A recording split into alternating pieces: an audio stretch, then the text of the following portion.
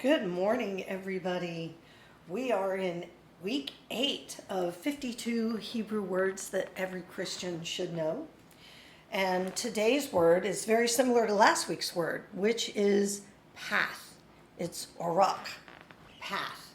Last week we talked about ways, I believe, the way. Today we're going to talk about the path. And I'm just going to take it right from the book. If you have the book, feel free to follow along. Do you want to change your life? The Bible often describes your life as being a path or a road that you are walking on. There are lots of verses about this, but my favorite is in the book of Proverbs. The path of the righteous is like the morning sun, shining ever brighter till the full light of day. I think we all want a path that shines bright, right? But for many of us, our path sometimes feels like it's dark and lonely. Instead of feeling like the path we're on is getting brighter, sometimes it feels like the path is getting darker. The Hebrew word we translate as path in this verse is orak, which is a word that describes the direction of your life. And I lost my way here. See, this word refers to a well-trodden path. Sorry about that, y'all. So my question to you today is, do you want to change the path that you are on? Are you dissatisfied with your way of life? If so, when we need to get off the well-trodden path that we've been on and choose to make a walk on God's orak, or God's path, what does it look like to walk on God's path? Psalm 119:9 says, "How can a young man keep his way pure? By guarding it according to your word." This verse tells us that if we keep to God's path by obeying God's word, this means worshiping and thanking God, studying his word, having community with other followers of Jesus, doing justice, living mercy, and walking humbly. So today, are you on God's path or a path that you have chosen for yourself?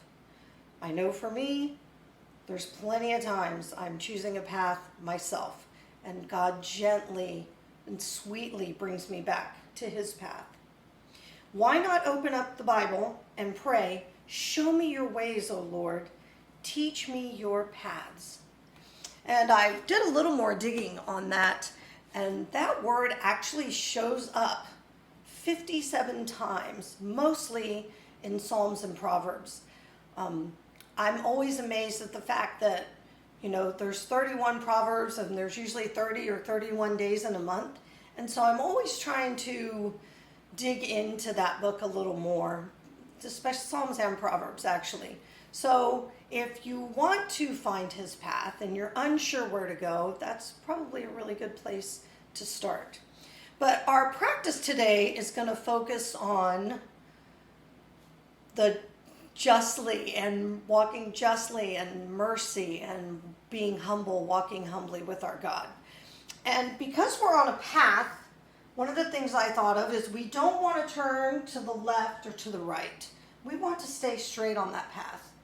And so a lot of our poses today are just going to be nice, straight, closed hip postures. So we're going to start in our mountain pose today. And we're going to ground our feet and bring a lot of attention to our feet, because it's our feet that decides what path we're going to stay on. I mean, it's really our mind, but our feet can keep us grounded. It can keep us present. It can keep us in his presence if we would just be still enough to ask him about his own path, his own ways, his own way, just like last week's word. So from here, I just want you to come into a very strong mountain pose, considering even the qualities of a mountain. What words come to mind? I immediately think of majestic and stable. Take a big breath here. Lengthen the spine. Get a little longer and taller and straighter. Take a deep breath. Exhale here.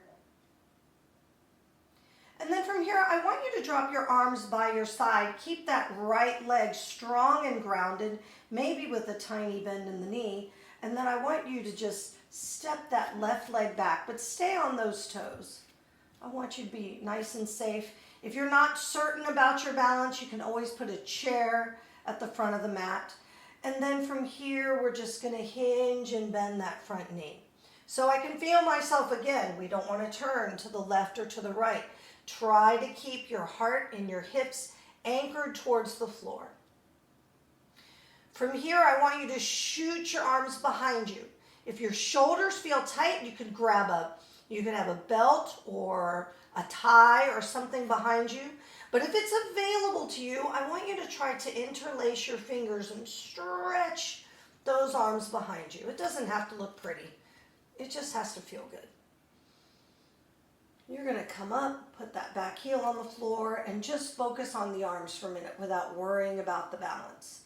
Both feet are grounded and strong, opening the heart, the chest, and the shoulders.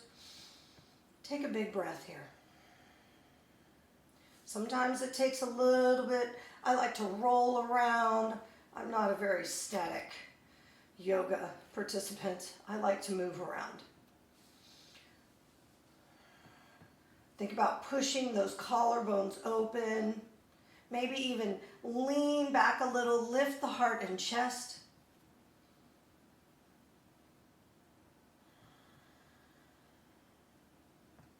And then we're going to start to hinge forward again into a humble warrior. Don't worry about how far you can go. Just go as far as you comfortably can. We just want to bow low before him. Lengthen the spine. If your legs are tight, you can bend and straighten. You can put one hand or both hands on a chair if you don't want to put them behind your back. But let the posture of your heart and the posture of your mind seek his face. Stay on his path. Breathe here. Exercise ring closed. And then drop those arms. Bring them forward. Let your body follow your arms up.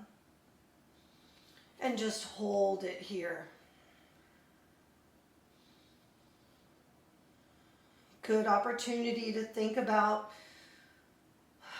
loving mercy, reaching for his mercy for ourselves and for the opportunity to share it with other people. You're going to bring your hands together and in front of your heart. Try to really ground that front leg. You're going to step your back leg forward, back into your mountain pose. Any version of mountain pose that works for you. Take a breath or two here. Just observe if the right side feels a little different than the left side. What muscles did you activate? What kind of energy can you feel running through your body? And then let's ground that left leg. And remember, both sides never cooperate the same way. And you're going to step that right leg back. Bend the front knee. Again, you can play here, shift a little bit if you want to. This knee isn't always as fun as the other knee sometimes. And then drop those arms by your side. Just hinge forward for the first few breaths. Breathe here. What comes to mind with you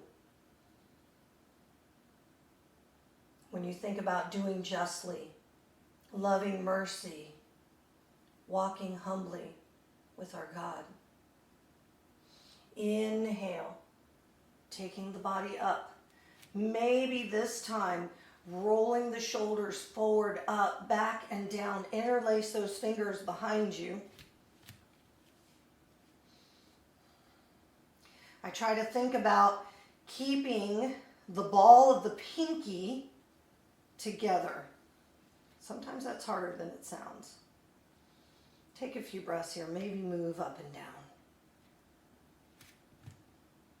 And then I just want you to start, when you're ready, hinge forward. Bow low. Remember, the posture of your heart is more important than the posture of your body. Take a few breaths here.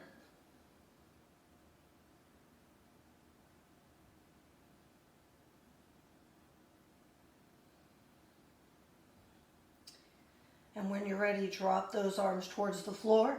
Bring your biceps alongside the ear and bring your torso up with your arms. Hold it here. Reaching for mercy.